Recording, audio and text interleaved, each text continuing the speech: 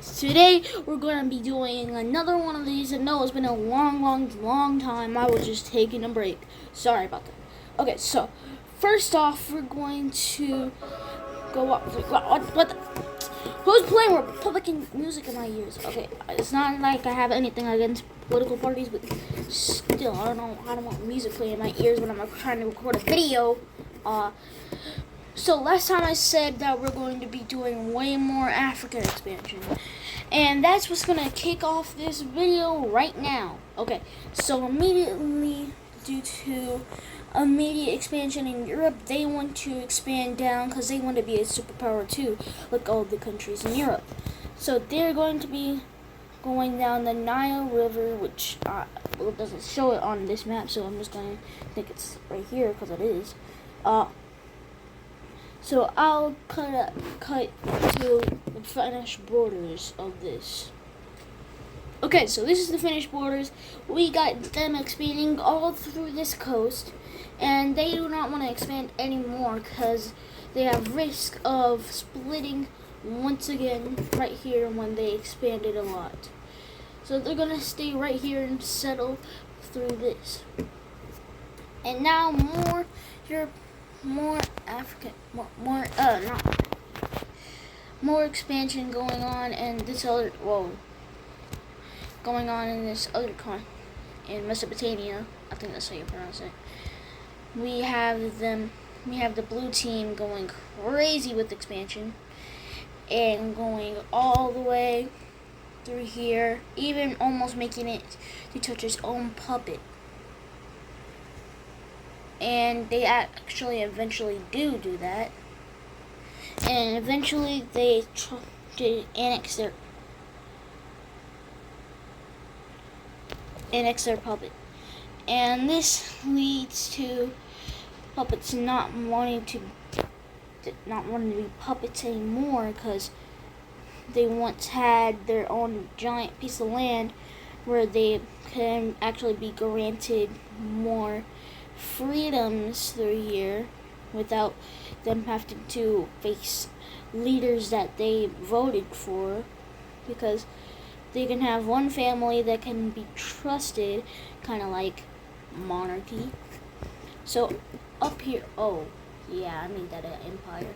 So up here with all this, Europe is now going to go into a monarch age, seeing how Mesopotamia had bad luck with their rulers because they had a different leading style.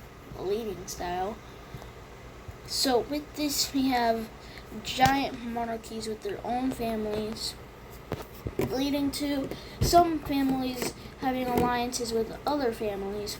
If their daughter, for example, marries the son of a king in France when the daughter was from Germany. So this is what it's like. So now we have treaties being made and families marrying to each other.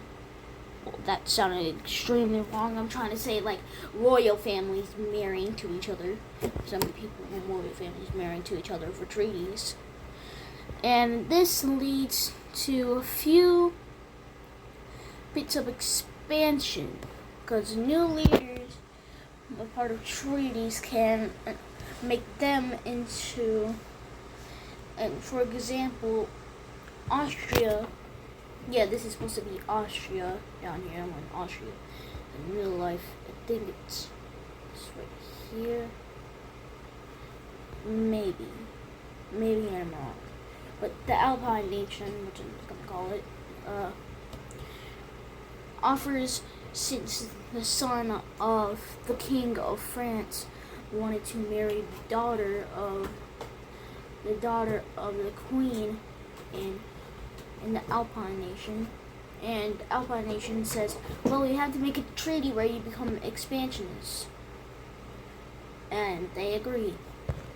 With that expansionist, they expand down here, covering the coast, and they make it down into Spain a little.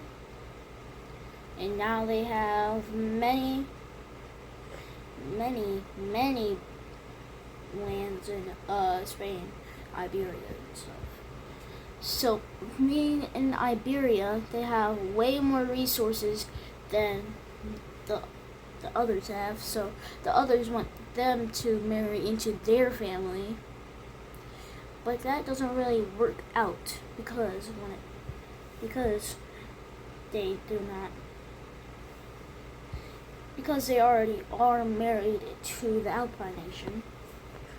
So we have a giant France being wanted by everybody in Europe due to their resources, but they won't accept it at all because they are already married to the Alpine nations. So we have controversy all around the world right now by which ideology is the best. Others marrying into other families. Everybody wants to have something.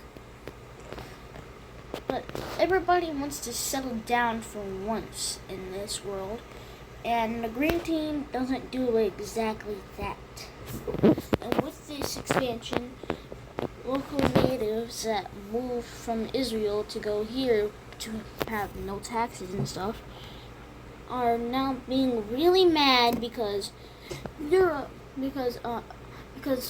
green team sold their lands. So red team says, hey, if you rebel, we'll fund you and you will be at peace. And they hear that, they want to do it. And guess what? They believe, and they already knew. Okay, alright.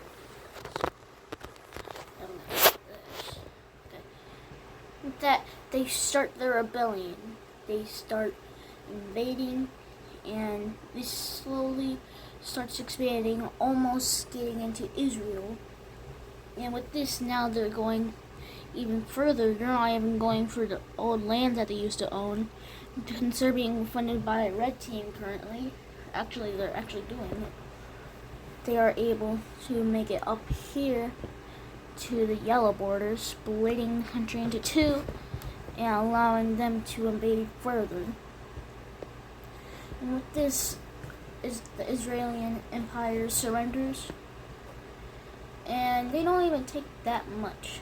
They force them to get out of their lands.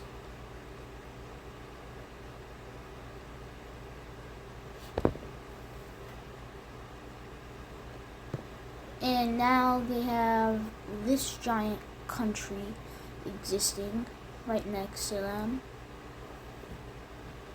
And since there's a new country, of course they're going to have controversy of what their ideology is, but they're extreme expansions.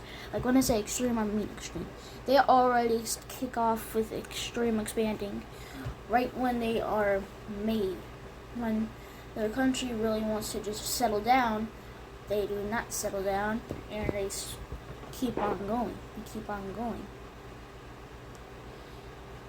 And this causes controversy, but they really can't do anything about it because the entire government is higher ups, and the entire government can literally crack down on them if they wanted to, because the treaty includes their laws, and their laws everybody had to know and everybody had to read. And the laws consist of, if you try to rebel, we're going to put our entire army and hunt you down. Yeah, literally, that is it. They're going to hunt you down if you try to even attempt to rebel. And people don't want to rebel because of that. So that was a smart decision by them. And now they're becoming coastal. But if now they people that go over here rebel, they can't really do anything about it because they're so far away. So people start secretly maneuvering around the coast. And when they do that, don't blame me because these people want to rebel. And hold on.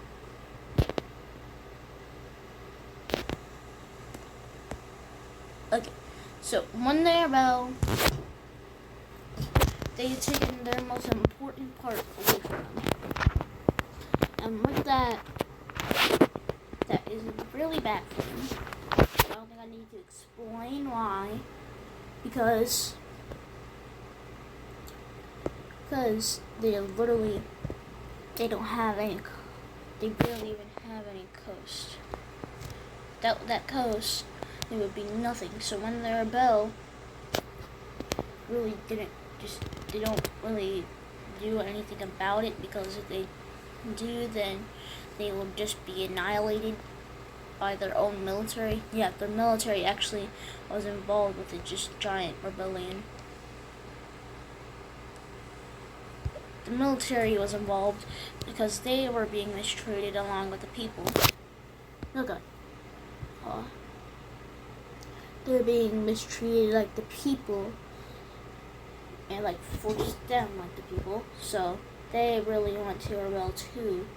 So when this happens, a new giant purple country is made. This giant purple country does not really like Europe, and they speak out against Europe. And now, hold on. Now we have a giant alliance. Yes, I downloaded the image and I made a giant map just for this. And this giant alliance is alliance against Purple Team. So they're going to be doing like a giant crusade type thing.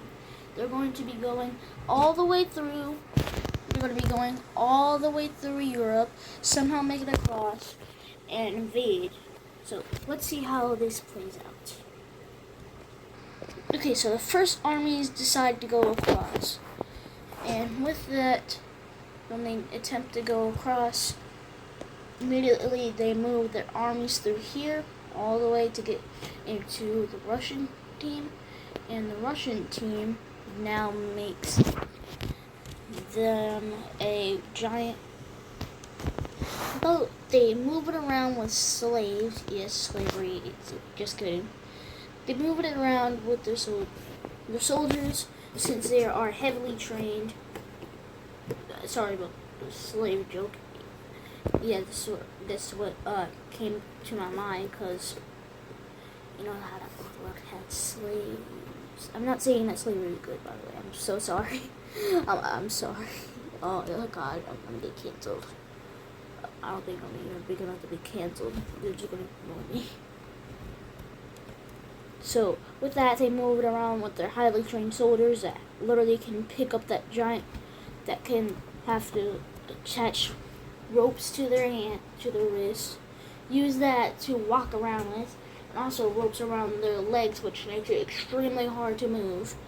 But somehow that was able to be just good enough that they're able to make it to the Caspian Sea, where they uses their map thinks that the Caspian Sea is actually a giant lake, and they're actually kind of right about that. And then when they see soldiers approaching, they think that this is it. But turns out it's just Dark Blue Team, and Dark Blue Team says, "Huh, what are you guys doing here?" They tell them about it, because every country actually knows about each other, surprisingly. And they say, "We're going to invade Purple Team," and then they say, then Dark Blue Team says, "Oh, we can help you. You can we can give you some more supplies, so you'll have enough food." They say, "Oh yeah, that'll help." And they continue going on their way. Oh. Nope. Google. Okay. And they start making their way, hurtling to the coast. They land. They don't see any soldiers there, so they think, this is a weird place. So they start moving to document the place. Other soldiers move around like in zigzags.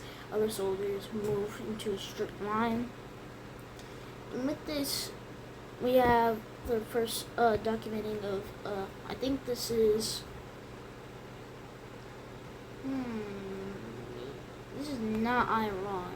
I think No, is it Iran? I forgot the name of the country. Okay, I'm just gonna say it's modern day Iran. Okay, so modern day Iran, I think. They move across here. They see red team. They know that they're close. They go across here. They see purplish blue team. They know they're almost there. Now they see troops wearing purple. They know that they have made it. And when they make it, they launch the first ever war. Kind of like the first ever war, but it's the first full-blown, actual prepared war. No, that's not a rebellion. They make it. They start going close. They start blocking off their borders, and with that, they have no more supplies. Even though that this is not their ally, they're just making sure that they're isolated. Now isolating them, they attack the coast. They move down, and the capital is around here.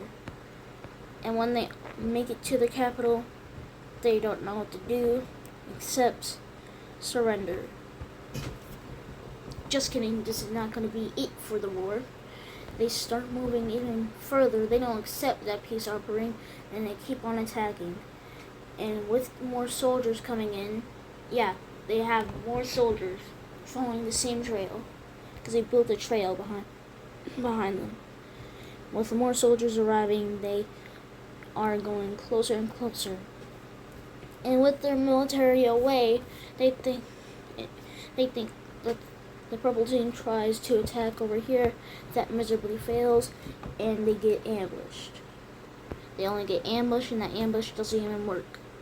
Finally, after almost a year of war, they finally surrender, becoming a new type team, becoming a part of their team. That basically sums up. Just kidding. It's not summing up this video. We're not even close to being done. Okay, so down here a new team emerges. It's called the Monarchy of It's called the Monarchy of Egypt, and it's basically a gold team. Looks gold. And they have one of the most extreme monarchies, with, in this world, the pyramids being built here. And now we have, since this EM's a little bit early, but now we have knights first appearing with chainmail armor being used. Armor has been being used since last video, and since last video I didn't say it, but that seems around the right time to say that the first chest plates are being used as armor, and now chainmail's being used as armor, coming from all the way over here to yellow team. Yellow team put on chains on their people, seeing how it works against a sword, because they've seen how it holds up against sword, so they make it into a type of chest plate, and when they use it, it works, and it actually slashes and was able to deflect it. So then they started using chainmail armor. Then they started using larger, you know how shirts, yeah, those shirts are now like chest plates. They have little armor pieces on their shoulders, and with that they have chainmail on their arms. They now have the first ever version of helmets, and that was going to mark the end, making this the end of the video and the end of the kind of monarchist ages. As just kidding, not the end of the monarchist ages, but start of more monarchies and more empires. As you can see how many empires actually rose up in this video. And this is gonna be the actual end of the video, but the night era gonna be in the next video. the night era gonna be in the next video. The night era gonna be in the next video.